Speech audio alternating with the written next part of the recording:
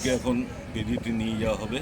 প্রভুকে বেদিতে বসিয়ে হাতিবেশ পরিধান করে প্রভু হাতিবেশ পরিধান করবেন এবং প্রভু ভোগ আরতির পরে প্রভু ভক্তদের দর্শন দেবেন।